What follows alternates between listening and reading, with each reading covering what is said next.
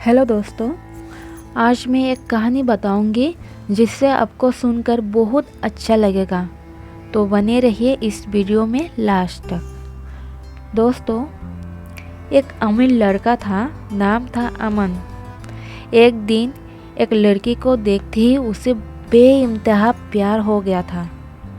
वो गरीब किसान की बेटी थी। उसकी नाम थी राधा। राधा बहुत खूबसूरत थी, साथ ही काफ़ी समझदार भी थी। एक दिन जब अमन ने राधा को बताया कि वो उनसे बहुत प्यार करता है और उससे शादी करना चाहता है, तो राधा ने कुछ सोचने के बाद अमन को शादी करने से इनकार कर दिया, क्योंकि वो बहुत गरीब परिवार से थे। लेकिन कुछ समय बाद जब अमन को पता चला कि वो मना इसलिए किया क्योंकि वो गरीब परिवार से थे, तो अमन ने राधा के माता पिता से बात की और माता पिता ने राधा को बहुत समझाया। काफ़ी समझने के बाद राधा मान गई और दोनों की शादी हो गई। शादी के बाद अमन उससे बहुत प्यार और केयर करता था। राधा भी उससे बहुत प्यार करते थे।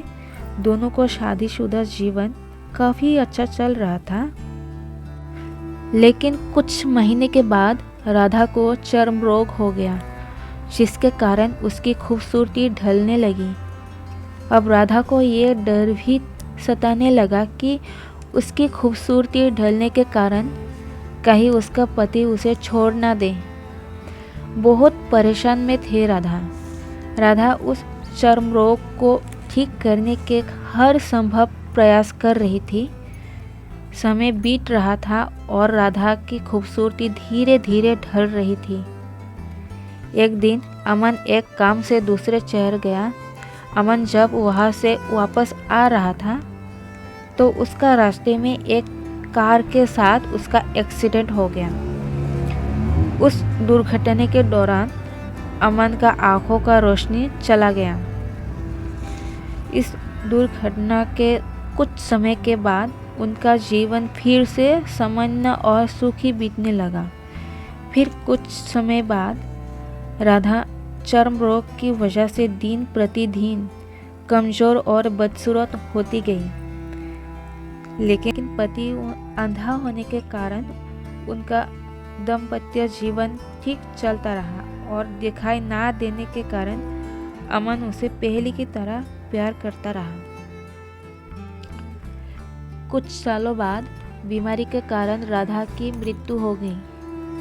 पत्नी की मृत्यु होने के बाद अमन बहुत रोने लगे। अंदर से बहुत दुखी हो गया और वो शहर छोड़कर जाने वाला था। तभी उसके पड़ोसी ने उसे सांत्वना देते हुए कहा कि अब आप तो अपनी पत्नी के बिना अकेले पड़ जाएंगे। वो आपका काफ़ी ख्याल रखती थी। अब आपका जीवन अंधकार में कैसे व्यतीत होगा।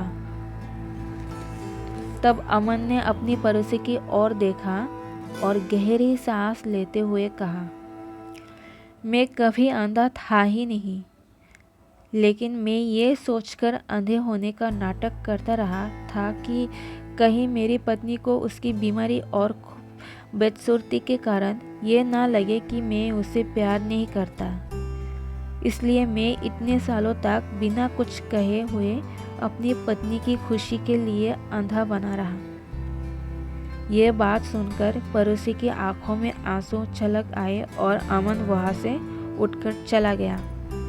तो इस कहानी से हमें सीख मिलती है कि अगर आप जीवन भर खुश रहना चाहते हैं तो आप लोगों की कमियों की तरह ही नहीं, बल्कि उनकी खूबियों की तरह भी गौर करें। आपका जीवन बहुत आसान हो जाएगा।